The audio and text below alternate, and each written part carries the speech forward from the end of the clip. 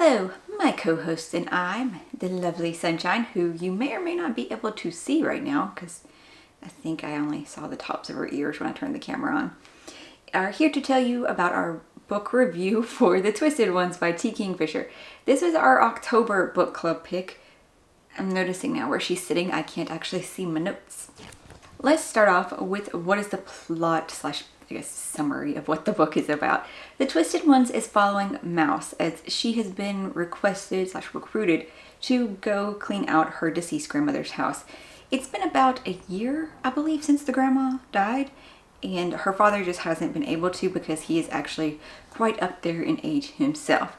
So Mouse agrees and goes to start cleaning out the house, only to get there and realize that it is a much bigger job than she actually signed on for, because Grandma was a hoarder. And her dad kind of knew a little bit, but he didn't know quite to the extent that the house was in. There was a doll room.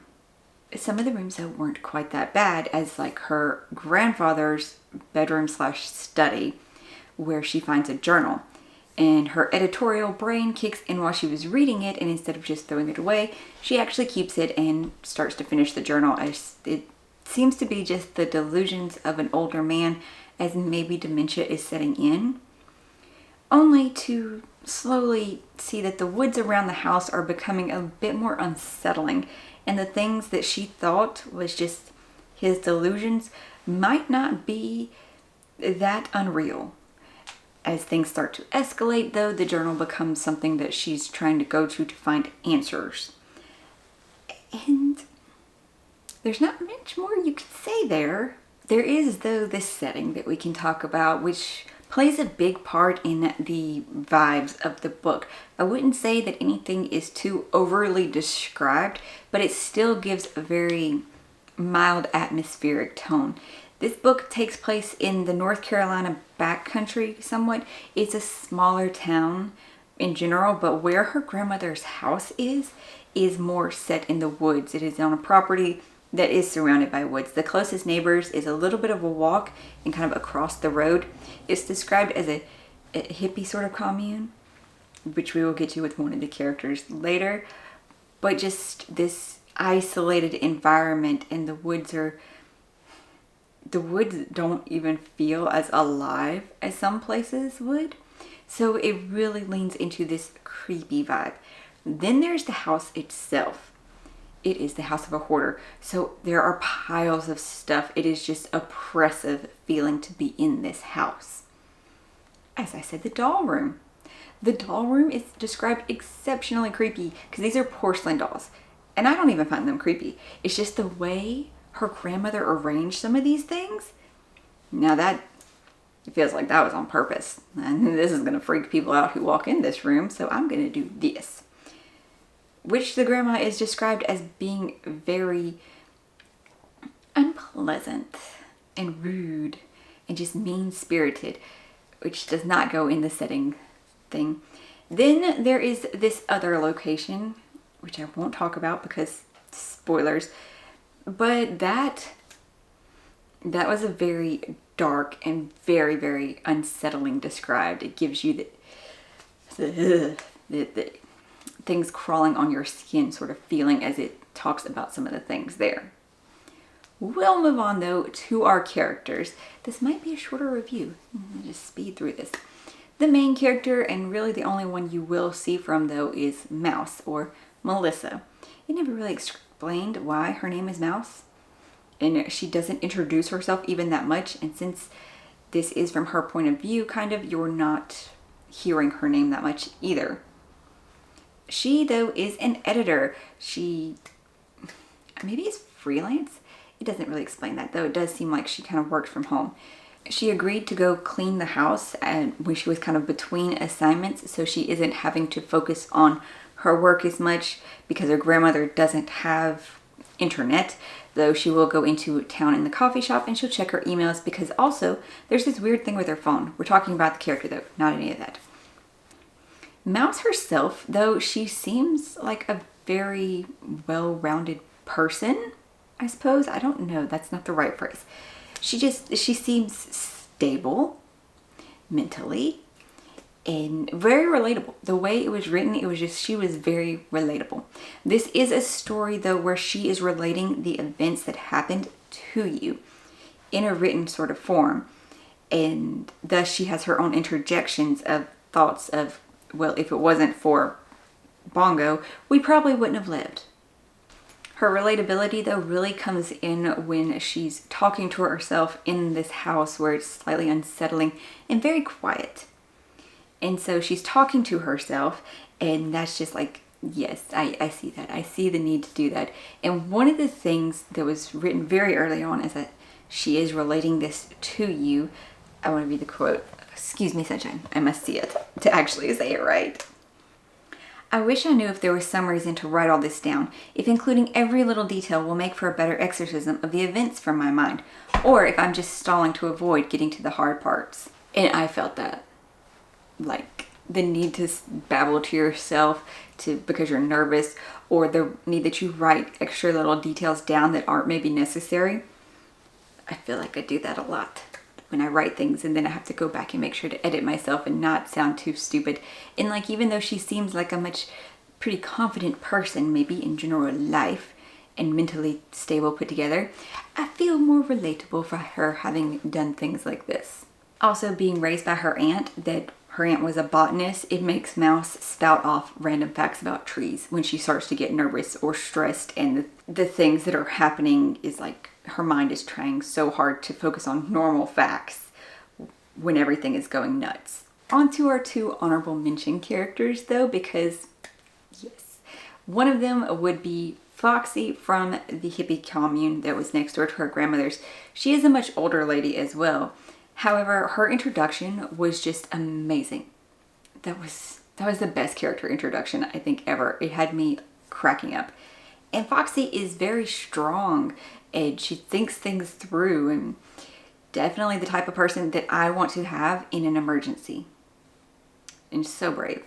Then there is Bongo, who is Mouse's coonhound, red coonhound, her dog. And he was just the goodest boy. I might say that about like every single dog ever, but Bongo was so sweet. He's not the brightest at all. Not at all. But he tries to protect Mouse, even though he's such a coward himself. Spoilery thoughts. You can skip forward to where I break down maybe my thoughts on the good and the bad after this if you don't want to see the spoilery thoughts. The journal itself. I liked that entry in the manuscript part. I didn't mind that in a different point of view, and it gave depth. Could there have been a way to do the depth without that? Sure. But this is actually what Kingfisher wanted to do. She wanted this found manuscript type of thing, and it was inspired by The White People, which is another short story novel from like the 1800s about this specific sort of thing that the whole book was centered around. It was just thinking now as I finished the book, the fact that Cottsgrave was writing it, and like I get that he was transcribing what he could remember from the Green Book, but his own interjections and how he wished Ambrose was still there, and just think, dude, you've lived into your 80s or 90s. You have seen more of the world. You are more worldly at this point. I feel like that was not interjected into what you know of the world and of people now, and to how you are still thinking about this at this point. True, you knew that some of this was real fact, sure, but you weren't putting the right pieces together. Like when Foxy and Mouse read it, they put some pieces together. Could it be that it was just male versus female perspective? Maybe, but also he is this old. Yes, there's a generational mind shift, sure, but he lived through this. He was married. You know a bit about things at this point. Yeah, or you should be able to see, things, I think, that put, yeah. And it's still interesting too, about why were the effigies still after him so much when he was that old? Was it just for what finally ended up happening? Because it couldn't have been for the original reason. It couldn't have been. No. He was too old. It wouldn't have worked. And also, how would they work that with men? I don't think they could have worked it with men. But Uriah was there. Yeah. Okay. We'll move on, though. We'll move on. That could actually be my only spoilery thought, besides that the ending, I just... It sped up very quickly, and things happened, and then it got away, and then it was just... Enough of the weird spoiler ramble that was starting to happen as my brain was thinking more and slipping. The final thoughts. On the good side, we would have the setting. While it was not too overly descriptive, I could picture it. True, this could just be because I have personal experience pictures forming in my head, but I could feel it and see it. And so the setting worked, and the descriptors worked as just what they were. I could feel the creepy. And yes. Then we have our supporting characters, Bongo and Foxy. They were just amazing. The wit and the adorableness. And it was just, I loved these two supporting characters. It really held up the story as we were going along. Then the fact that this wasn't really horror. Or maybe it is, and I can just do horror better than I ever thought I could. Maybe it's just scary movies I can't do. But I enjoyed this. I thought it was fine. Creepy? Sure. Little gross sometimes? Sure. But not super scary. Just creep vibes through it. That was cool. I could do that. On to the meh. I don't want to call it bad. That's why I'm going to keep calling it the meh. And that would be our main character's thought process through some of these, or lack of thought process. She didn't seem to put the pieces together sometimes. Sometimes, sure. But other times it's like, And then she didn't think things through fully. Like, a lot of her actions were relatable, and the way she spoke, that was relatable. But she didn't think things through. We kind of just dove into things. And then we didn't follow a specific train of thought through that would have made things better. Panic only explains so much for your brain shutting down. And finally would be the actual resolution. While I enjoyed the pacing overall, it kept me wanting to pick up the book and the chapters. The resolution just didn't feel like it was there. It didn't. It was just over in a way, and we moved on. Overall, though, the book was a 4 stars and has definitely given me confidence to read more of Kingfisher's works, considering of the 2 other ones, one of them worked and one of them didn't for me. But if you enjoyed this video, I would appreciate it if you would like and comment down below. If you don't have anything really to say about the book, you can just leave an emoji like the skulls, I missed my ear. Or if you've read the book, I would love to know your thoughts on it. Did you enjoy the way it was told by Mouse recounting it to us in the found manuscript, and what the mystery ended up unfolding into? If you can do it spoiler free, there's always the comments below. Or you can jump in the Discord and talk to us spoilers about things. That's always cool. And if you want to join us for the next buddy read, it will be in December. We have yet to figure out what that's going to be though. But feel free to join us and include your votes in what it is.